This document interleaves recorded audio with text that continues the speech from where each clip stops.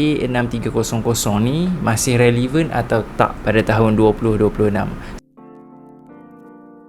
Kamera ni dah berusia 10 tahun. Kamera model Sony 6300 dan sudah 10 tahun dalam pasaran. Sekarang dah tak ada lagi dah. Sekarang sudah diganti dengan model-model yang lain seperti A6400 dan A6700. Walaupun kamera ni boleh shoot 4K, tapi 4K dia setanding atau tak dengan kamera-kamera yang baru yang Sony dah keluarkan. So dalam video ni aku akan kongsikan footage yang aku pergi shoot di outdoor dan you guys boleh tentukan macam mana kualiti dia. Adakah kamera ini bersesuaian untuk digunakan pada tahun 2026.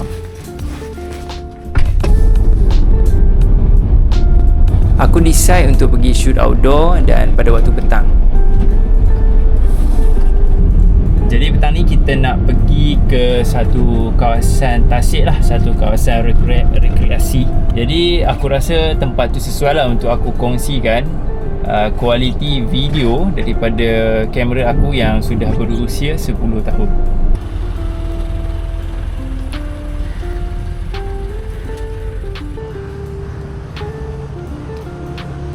.4K daripada video kamera ni sangat sharp sebab dia sebenarnya daripada 6K dan dia di-compress ataupun di-scale down ke 4K. Jadi disebabkan tu dia boleh hasilkan video yang very sharp. Untuk shoot petang ni aku guna lens yang murah je yang ada di pasaran. Lens ni ialah manual lens 7 Artisan 25mm f1.8.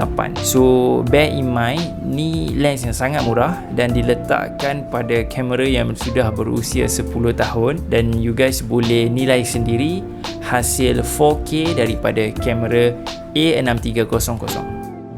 Setting untuk video yang aku shoot ni ialah 4K 25fps dan aku menggunakan profile picture Cine 4. Kenapa aku guna profile picture ni? Itu another story lah. If you guys berminat, you guys boleh comment and do let me know. Aku akan share in future punya video. So you guys boleh subscribe so that you guys boleh tengok in the future.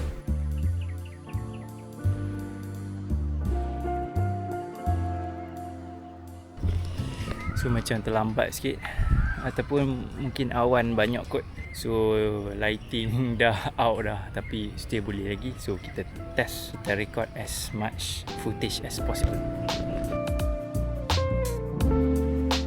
Secara general aku berpendapat yang kualiti 4K untuk kamera ni memang okey sangat untuk buat YouTube ataupun untuk menjadi kamera dalam family kan, untuk pergi travel dengan family, dengan kawan, or even shoot wedding sekalipun. Sebab aku sendiri guna kamera ni suatu ketika dahulu untuk shoot wedding.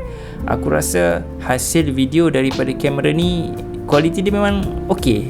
Yang penting kita kena tahu setting yang terbaik untuk kamera ni dan lens yang kita gunakan tu lens yang okey.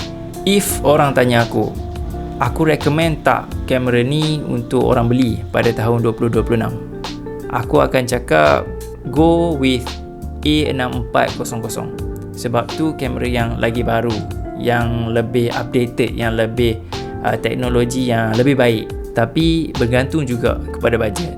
If let's say bajet sangat tight, bajet memang sikit, tapi you guys nak juga kamera Sony yang boleh shoot video memang okay, then definitely aku akan recommend this and you guys boleh tengok dekat pasaran second hand. Jadi sampai situ saja perkongsian aku pada hari ni.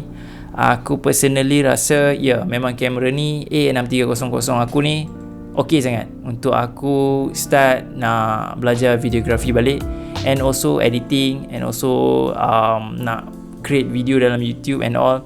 So if you guys rasa yang sama, then I think sesuai saja untuk you guys guna kamera ni. Jangan lupa untuk subscribe and then like this video if video ni membantu. And kalau dah sampai sini you guys tengok, then aku nak cakap terima kasih and see you guys in my next video.